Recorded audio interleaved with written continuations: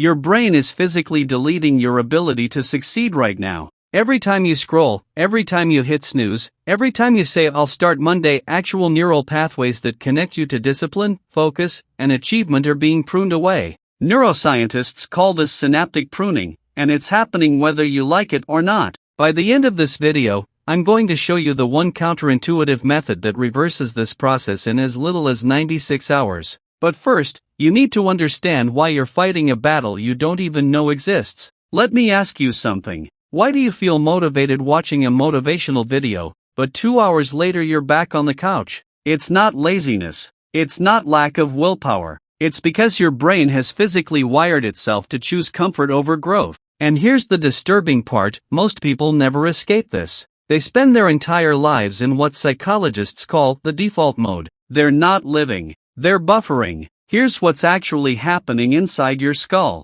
Your brain has about 86 billion neurons. Every thought, every action, every habit you have is just neurons firing in a specific pattern. When you repeat an action, those neurons fire together. And neurons that fire together, wire together. This is called Hebbian learning, and it's the reason you can drive home without thinking or scroll Instagram without even realizing you opened the app. Your brain automates everything you do repeatedly. Now here's where it gets dark. Your brain doesn't care if the pattern is good or bad, it just optimizes for repetition. So if you've spent the last 5 years procrastinating, your brain has built a superhighway for procrastination. If you've spent years avoiding discomfort, you've got a 6-lane freeway dedicated to avoidance. And every time you take that route, it gets stronger. Every time you choose the easy path, your brain literally prunes away the connections to the hard path. You're not just staying the same, you're getting worse. But successful people? Their brains look different.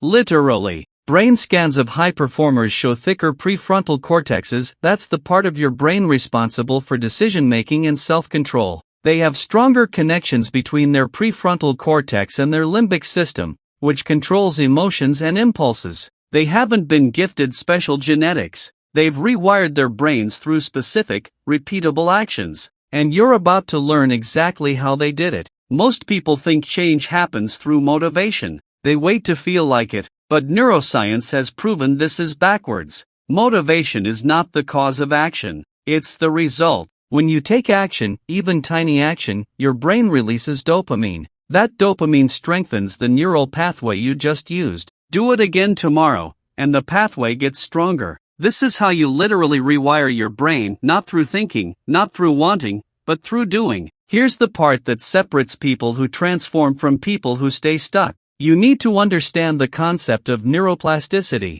Your brain is not fixed. It's plastic, changeable. But here's the catch, it only changes under specific conditions. Your brain rewires itself in response to novelty, challenge, and repetition. If your life is predictable and comfortable, your brain has zero reason to change. This is why most people's personalities, habits, and results are basically the same at 35 as they were at 25. They stopped challenging their brain. Now I'm about to tell you something that might make you uncomfortable, but it's the truth that nobody else will say. If you're struggling right now, it's because your current identity is designed to keep you struggling. Your brain has wired itself around the identity of someone who procrastinates, someone who quits, someone who stays comfortable. And every day you live as that person, you're reinforcing those circuits. You're practicing being mediocre. You're getting better at being stuck. But here's the good news, and this is where everything shifts. The same mechanism that trapped you is the same mechanism that will free you.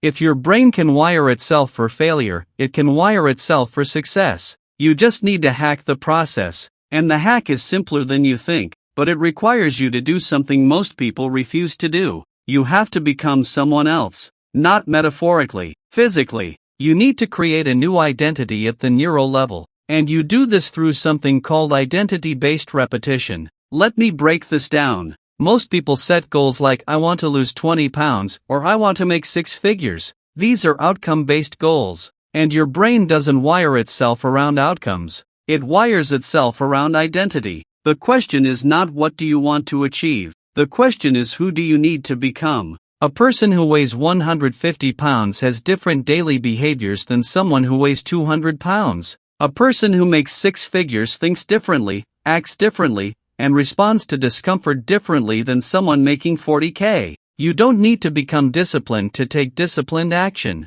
You need to take disciplined action to become disciplined. Every action you take is a vote for the type of person you're becoming, and your brain is counting the votes. Here's where most people fail, and this is critical. They try to change too much too fast. They want to rewire their entire brain in a week, but neuroplasticity doesn't work like that. Your brain changes slowly, through consistent, small signals. If you suddenly try to wake up at 5 a.m., meditate for an hour, and work out for 90 minutes when you've been sleeping till noon for the past year, your brain will reject it. It will flood you with resistance, discomfort, and excuses, because you're asking it to build a highway overnight. Instead, you need to use what neuroscientists call minimal viable effort. You need to find the smallest possible action that moves you toward your new identity and repeat it every single day. Not when you feel like it, every day. Because your brain doesn't rewire based on intensity, it rewires based on consistency. If you want to become a writer, you don't need to write a novel. You need to write one sentence every day. If you want to become someone who works out,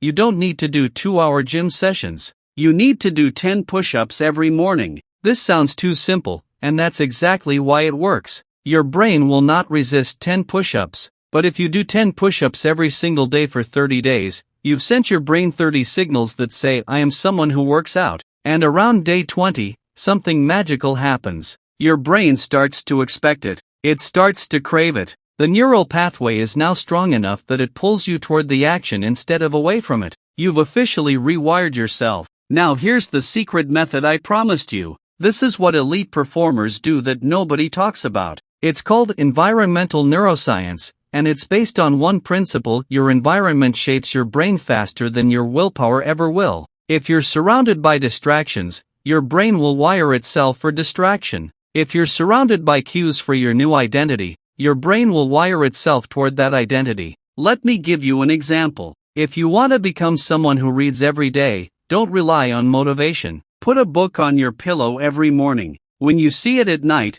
your brain gets a cue. If you want to stop wasting time on your phone, delete the apps. Don't try to resist them. Remove the cue entirely. Your environment is constantly programming your brain. Most people are trying to fight their environment with willpower, and willpower always loses. Change the environment, and the brain follows. Here's what you need to do in the next 24 hours. Pick one identity. Just one. I am someone who works out. I am someone who builds. I am someone who takes action. Then pick the smallest possible daily action that proves that identity. Then remove every environmental cue that contradicts it and add every cue that supports it. Your brain will fight you for about 2 weeks. It will tell you this is pointless. It will flood you with resistance. That resistance is not a sign you're failing. It's a sign you're rewiring. And here's the final thing you need to understand. That neural pruning I mentioned at the beginning, the part where your brain deletes pathways you don't use,